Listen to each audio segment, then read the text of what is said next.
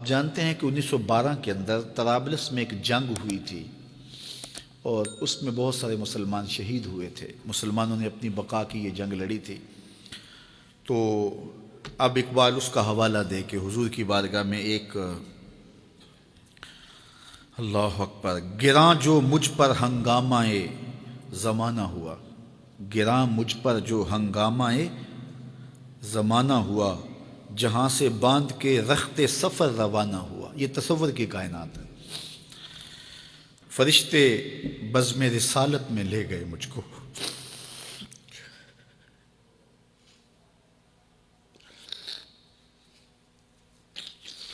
وہ کہتے ہیں کہ میں تصور ہی میں جب اس دنیا کے ہنگاموں سے اکتا گیا تو میں نے رخت سفر باندھ لیا۔ اب شام و سحر کے سفر میں میرے پاس سواری کوئی نہیں ہے اور جاؤں تو کدھر جاؤں، لیکن دنیا سے اکتا کے سامان سفر باندھ کے اپنے دل اور روح، اعلی حضرت نے کہا تھا نا، جان و دل ہوش و خرد سب تو مدینے پہنچے، تم نہیں چلتے رضا سارا تو سامان گیا۔ تو اقبال نے بھی سارا سامان باندھ لیا، تو پھر سواری کیا آئی؟ فرشتے بزم رسالت میں لے گئے مجھ کو۔ یہ تصور کی دنیا ہے اور اقبال کا ایک اپنا جہان تھا۔ حضور آیا رحمت میں لے گئے مجھ کو، کہا حضور نے اے اندلیب باغ حجاز،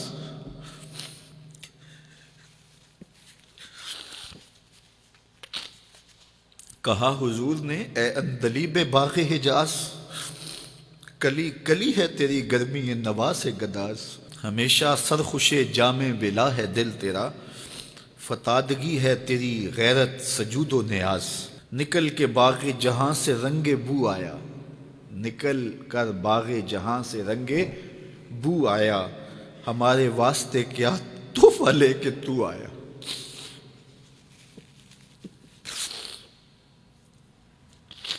کہتے ہیں کہ حضور نے مجھے کہا کہ باغ حجاز کے بلبل تیری نوا سے کلی کلی پگھل رہی ہے، تو ایسے باغ سے نکل آیا جس طرح پھول سے خوشبو نکل کے آتی ہے، تو بتا میرے لیے تو تحفہ کیا لے کر آئے؟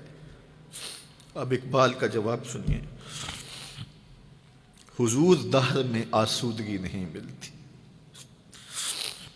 حضور دہر میں آسودگی نہیں ملتی، تلاش جس کی ہے وہ زندگی نہیں ملتی، ہزاروں لالا و گل ہیں ریاض ہستی میں، وفا کی جس میں بو ہو وہ کلی نہیں ملتی، مگر میں نظر کو ایک آبگینہ لایا ہوں۔ یہ 1912 کی بات ہے جب طرابلس کی جنگ لگی تھی۔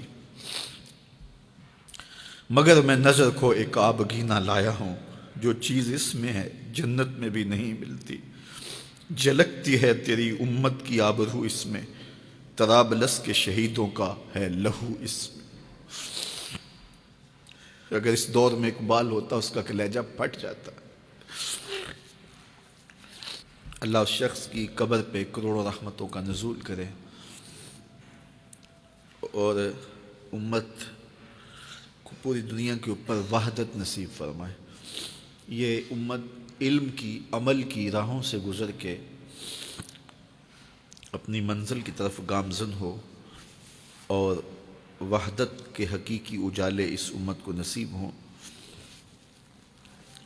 اور بھٹکا ہوا آہو پھر سوئے حرم پہنچے اور یہ امت ایک منزل کی طرف وحدت فکر کے ساتھ، وحدت عمل کے ساتھ آگے بڑھے اور کھویا ہوا وقار اس کو نصیب ہو۔